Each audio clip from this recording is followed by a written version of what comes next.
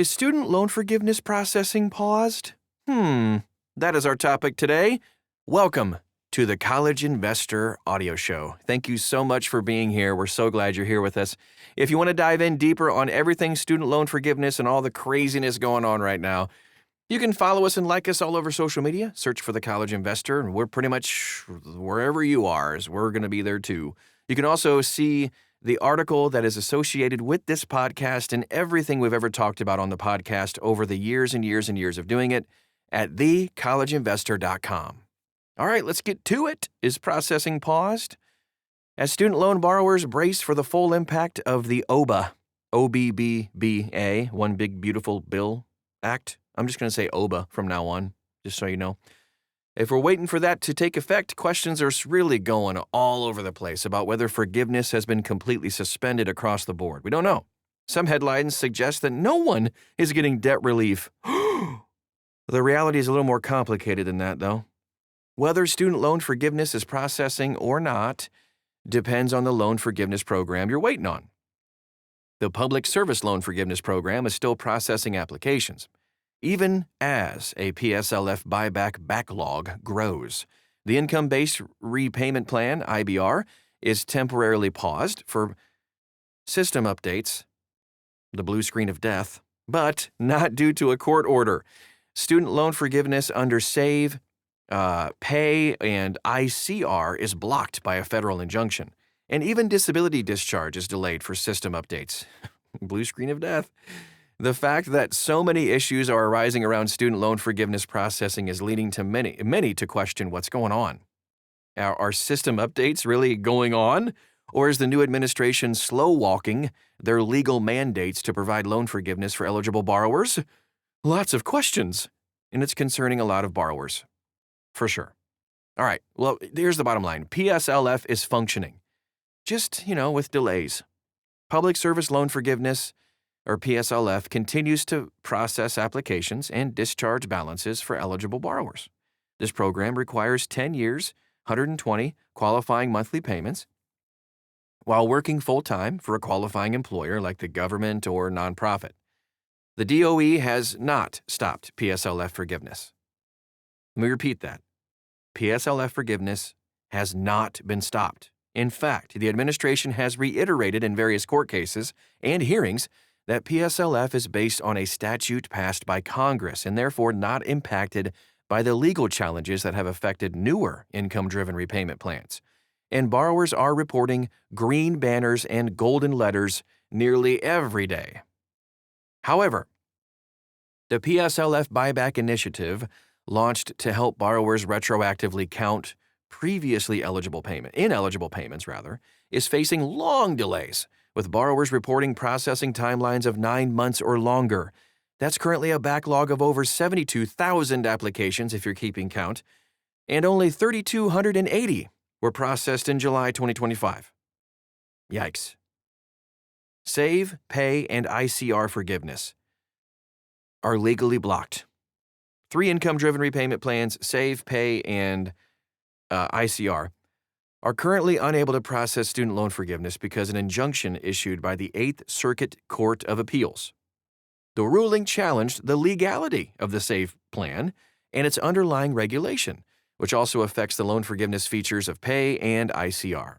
So the DOE, Department of Education, said it is complying with the ruling by halting forgiveness under these 3 plans. Payments made under these plans will still count toward loan payoff, but borrowers reaching the forgiveness threshold will not have their balances discharged at this time. Instead, they'll be placed in an administrative forbearance pending the outcome of the cases. Borrowers on SAVE who want to continue progressing toward forgiveness are being told to switch to IBR. It's important to remember that SAVE, Pay, and ICR are being shut down due to the One Big Beautiful Bill, OBBA. So these plans won't exist in the future anyway. Might as well just switch to IBR. IBR forgiveness is paused for system updates. Oh boy. SAVE, Pay, and ICR forgiveness are paused by court injunctions. We know that. The IBR plan is not. It's good to go. That's because IBR was created directly by Congress and includes an explicit statutory pathway to forgiveness after 20 or 25 years, depending on when the borrower took out loans. Even so, the DOE has acknowledged it's not currently processing discharges for IBR program. In guidance updated this month, officials said IBR forgiveness is paused because of system updates related to how months in deferment and forbearance are counted. We have an updated FAQ document you can find inside this article at thecollegeinvestor.com.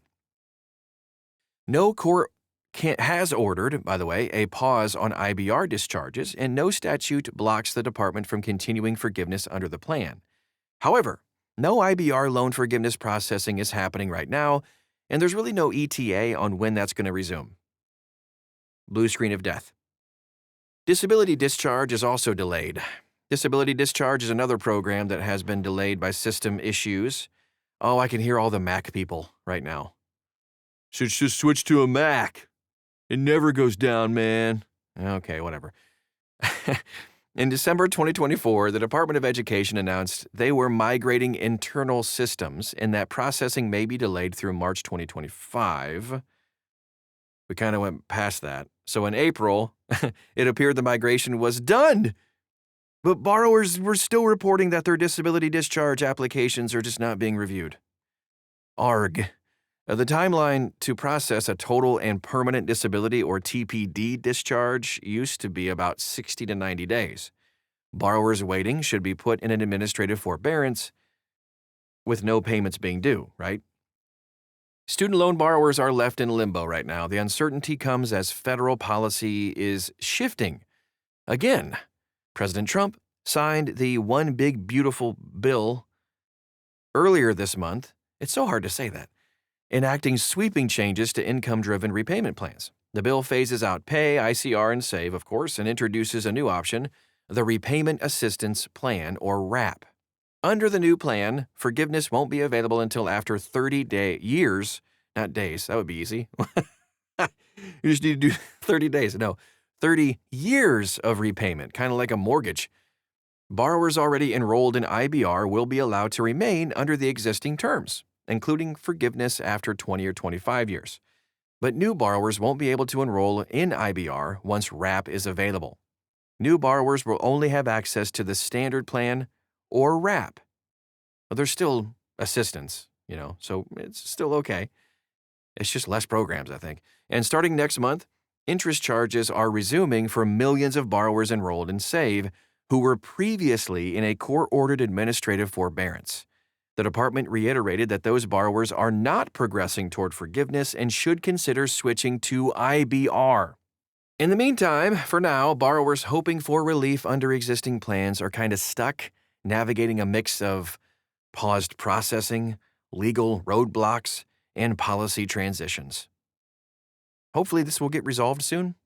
In the meantime, we will keep our eye on it, and you can too, at thecollegeinvestor.com and on social media. Just search for The College Investor and you'll find us. Thanks so much for being here, and we'll talk to you again real soon.